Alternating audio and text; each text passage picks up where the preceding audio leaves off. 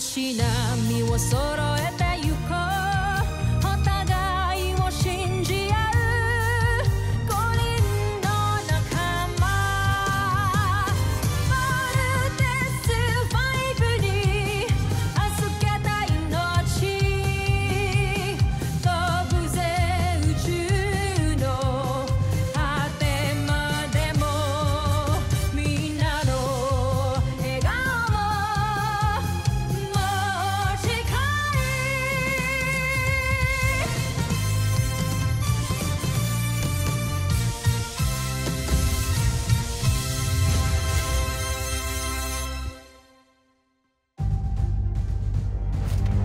Ang nakaraan sa Voltes 5 Legacy.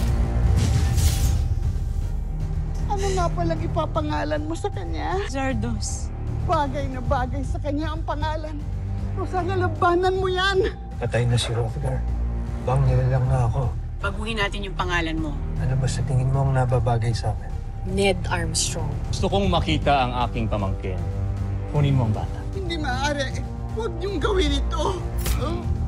Upang magawa nating labanan ng aming armada, ay kailangan nating bumuo ng pantapat sa ultimate weapon ng Bozan Najmi Imperium. Kailangan na nating gumawa ng sarili nating fighting robot. We will call it Voltes. Voltes 5 na siyang magliligtas sa planetang Earth. Ipinapangako ko sa inyo ng mama mo, sisiguraduhin ko na hindi mangyayari sa inyo yung sinapit ng mga mahal ko, no? Wala nang masasaktan sa pamilya ko. Ito ang gagamitin ko para makabalik ako sa aking pinagmulan. May mga pangako pa akong kailangan tuparin. Ano sinabi mo, Ned? Papa, huwag ka pong aalis. Huwag mo kaming iiwan ni Mama. I'm sorry, Marianne. Paano kami ng mga anak mo? Babalik ako sa'yo. Sa mga anak natin, magiging buo tayo ulit.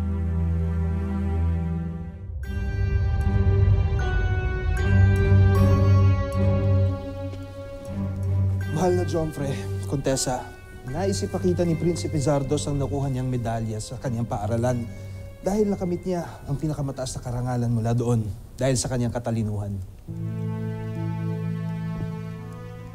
Inaalay ko sa iyo ang medalyang ito, Emperati. Hindi ako nagkamali na kinupkop kita, Zardos. Ikinararangal kita. Tusentak, Emperati.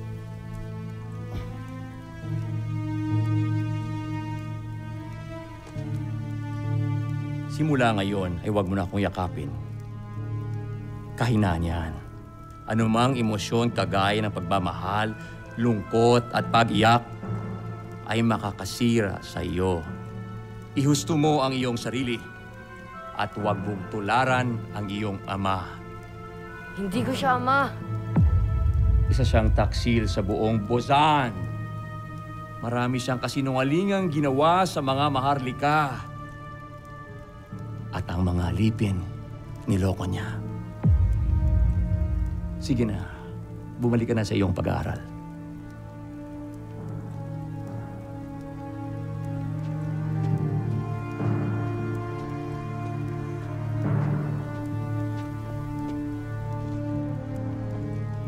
Mabuti at nabibilog mo na ang ulo ni Zardos laban sa kanyang ama. Balang araw, mapapakinabangan natin siya.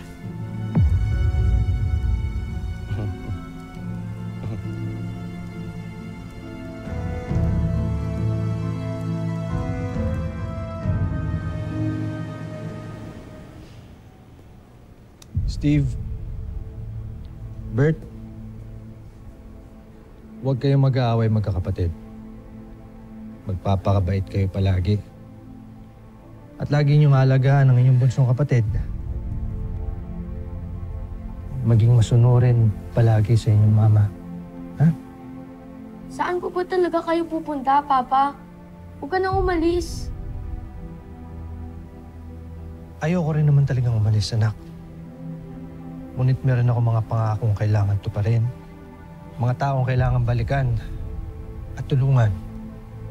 Sino po pa sila, Papa? Kasama na lang po kami. Hindi pwede, Bert.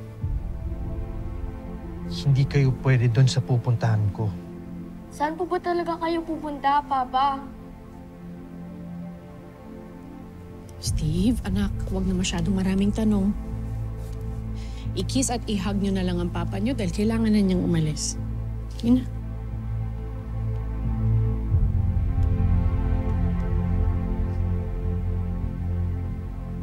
Ned?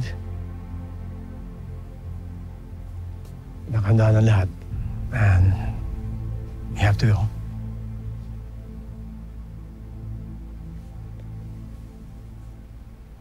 Ikaw nang bahala sa pamilya ko, Richard. Alagaan mo sila. At kung sakasakaling hindi ako makabalik agad, i-train mo sila. Nang sa gayon ay kaya nilang ipagtanggol ang kanilang mga sarili. Pati ang nanay nila. I promise. And the whole world.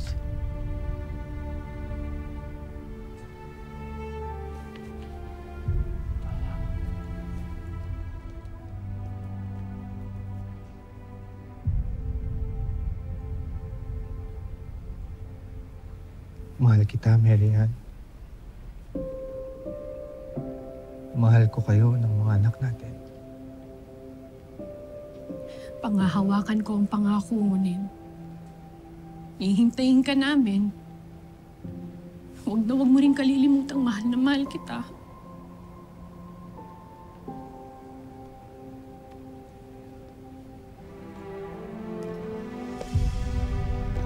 Doctor? Your escorts are ready. Lieutenant Samara, I asked General Robinson to assign you to watch over my family. Makakasa ka.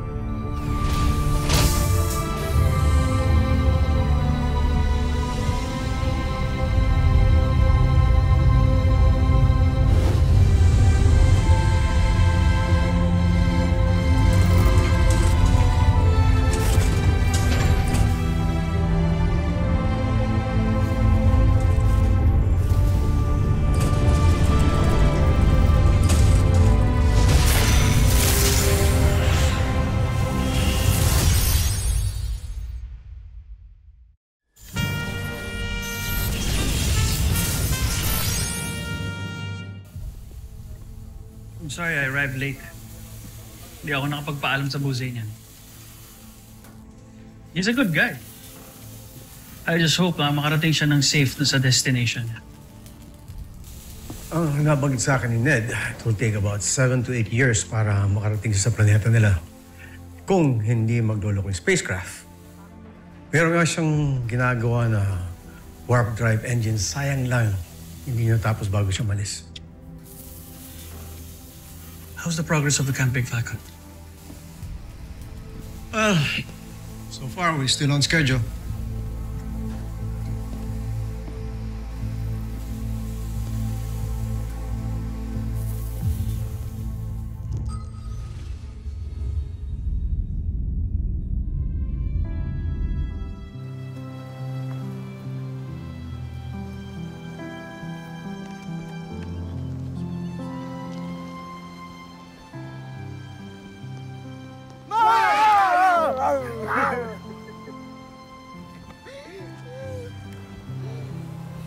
nagsisente si Mama dito ah.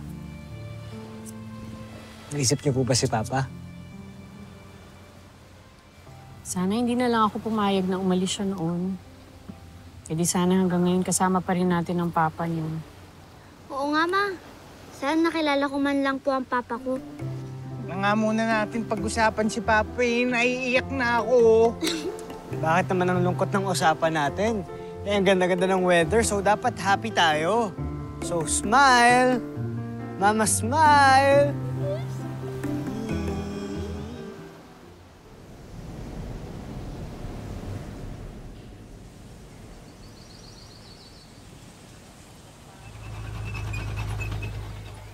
Woo! Camping Falcon!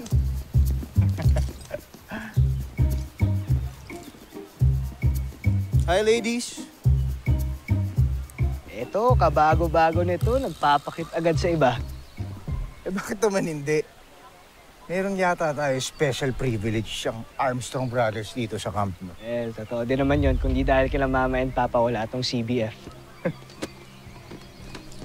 Excuse me? No, excuse me. It's excuse me, sir. Mga kadit lang kayo dito, di ba?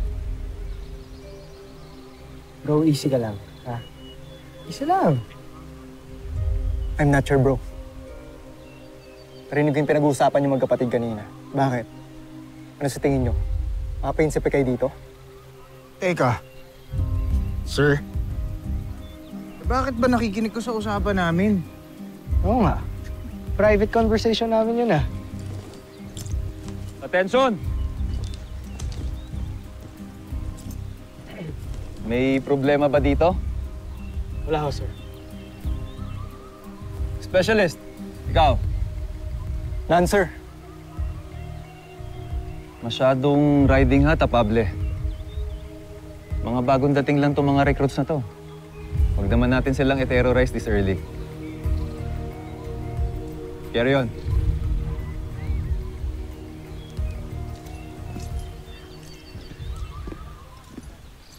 Buti nga. Hey. Kayong dalawa. Magpa-low profile naman kayo. Hindi matutuwa mga magulang niyo kung magpapabida kayo. Understood? Yes, Master Chief. Sorry. Ikaw kasi. Ito ko!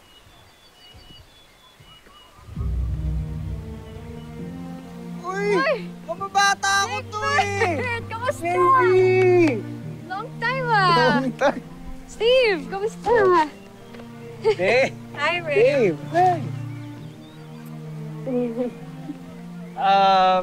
Ava, si Jamie nga pala, childhood friend namin. Hi, Jamie. Okay. Let's go, babe. Let's go.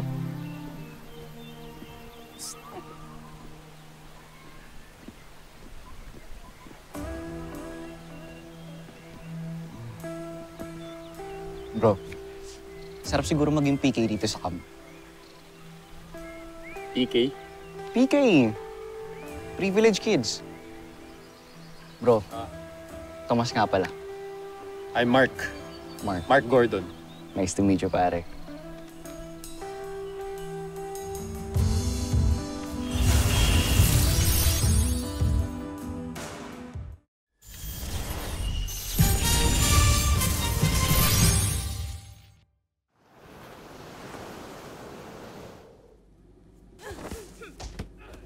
Tol, nandiyan yung privilege kids, oh. Talagang naupo pa sa mga bench. Mga Egbert, tingnan mo. Naramdam. Sigurado kung ano-ano na naman iniisip ng mga yan. Anong pansinin, kuya? Hayaan mo na sila, Mark.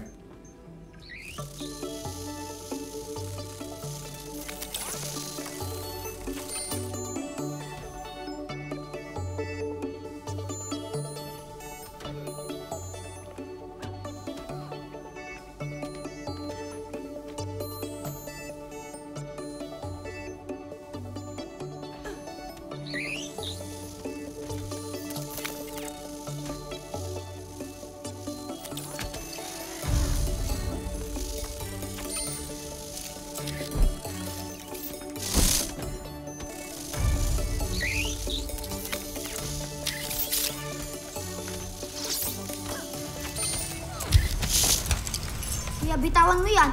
Bitawan mo! Little John, alam ko ikaw to. Ikaw lang ang pwede maka-invento ng ganitong klaseng insekto. Anong makikichismis ka na naman, oh. Ako di pwede. Bye! Yung drone ko!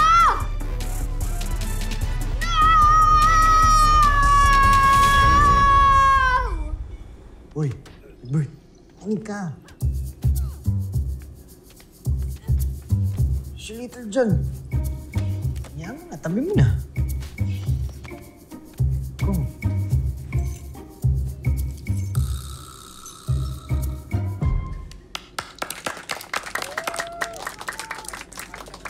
Next match up, Sanchez and Robinson. On the mat! Go, Jamie! Basta. Handa. Hugay. Laban! Go, Jamie!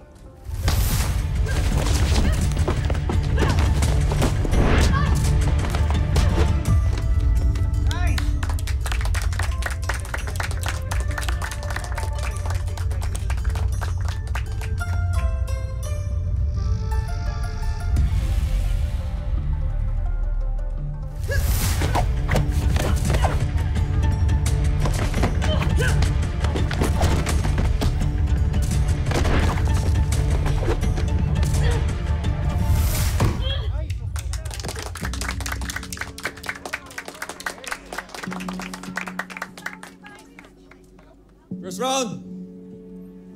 Sanchez. Final round.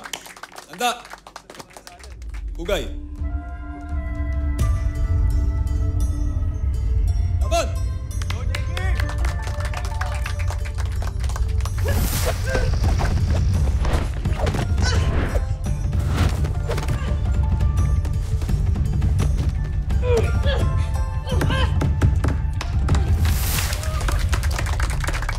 Nice one!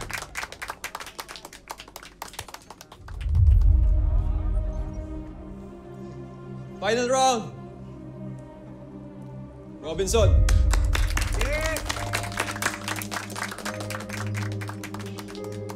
Okay? Yes, babe. Sure? Yes. Sigurado Thank ka, you. ha? You're so sweet. Jeez. May sinasabi ka, Jamie? Ha? Ah! Sabi ko sorry, nasaktan ba kita?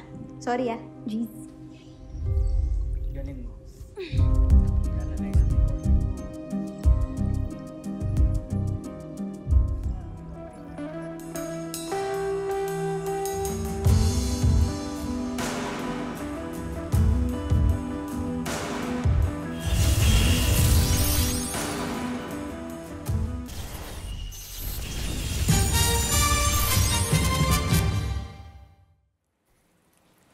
Nung nandito pa ang papa ninyo, hilig namin silipin ang space.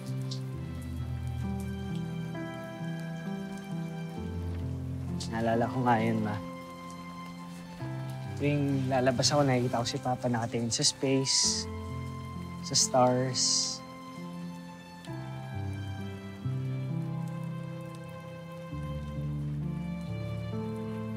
Nasaan ho ba talaga nagpunta si Papa? Hindi ba sinagot ko na yan dati pa? Ma, imposible hong sa ibang bansa. Nalala ko ho, sakay siya ng isang spaceship. Hindi ho, airplane, mas spaceship. So, ibig sabihin sa buwan, stars,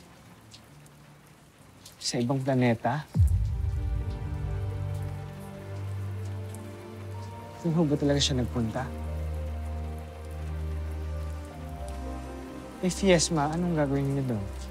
Bakit hindi pa ho siya nakakabalik ngayon? Masyado ka maraming tinatanong. Ma, malaki na ho kasi ako eh. May sarili na ho akong isip. Palagi ko hong tinatanong sa sarili ko, nasaan ho ang tatay ko? Hindi ba gusto mo maging sundalo para sa planetang Earth? Bilang sundalo, alam mo na may mga bagay, mga mission na hindi dapat pag-usapan at sabihin. Kaya wag na natin pag-usapan to. Halika na, matulog na tayo.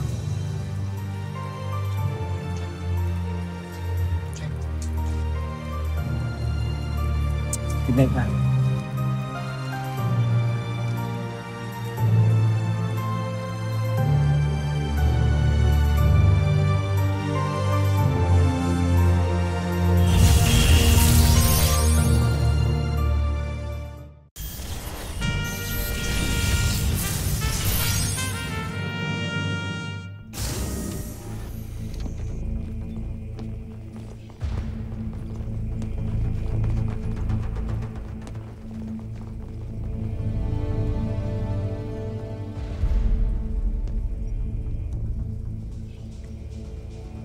Based sa report na nabasa ko, kayo ang may initiative na maging part ng EDF special program. It's very good. Pero hindi lang ganoon ang mga katangian na hinahanap ng Camp Big Falcon para maging membro ng Earth Defense Team.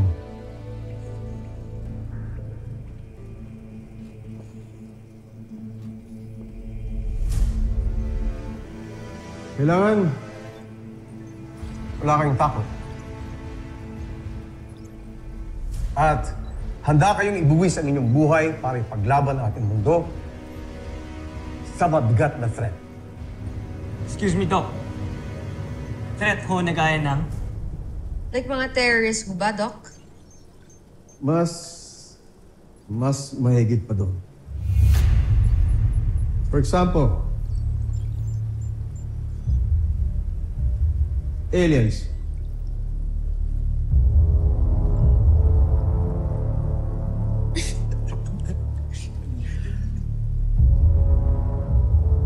Bakit? Akala niyo ba nagbibiro ako? Doc. Halimbawa man kung seryoso kayo.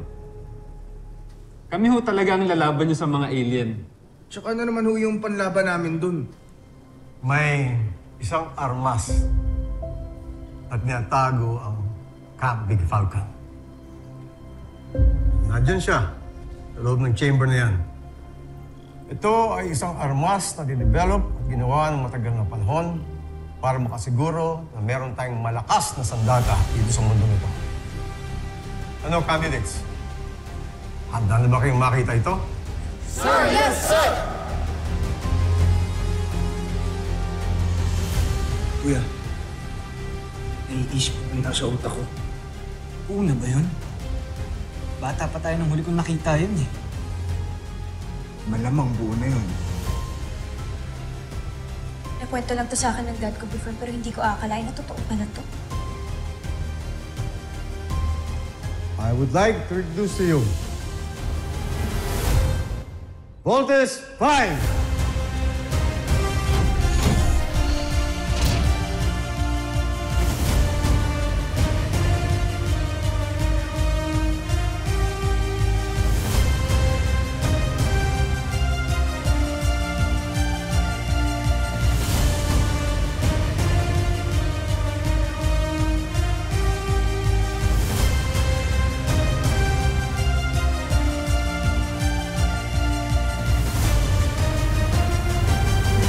Susunod sa Voltes 5 Legacy. May nasagap kasi tayo sa ating radar na isang sasakyang himpapawid na nakapasok sa ating planeta. Baka isa itong kaaway na nagbabalik. Sino kang dayo ka nang gugulo ka dito sa Kapitolyo ng Luzon? Kami ho ni Big Bert, wala ho kaming sugat, wala kaming galos. Si Kuya Big Bert din, bakit ang lakas-lakas niya po kumain? Uy, not helping ha? Why are we so different? May plano kami nila Ali na pumunta ng mainland this coming Saturday. G? Well, tara. Ayaw nila sa akin at ayoko din sa kanila.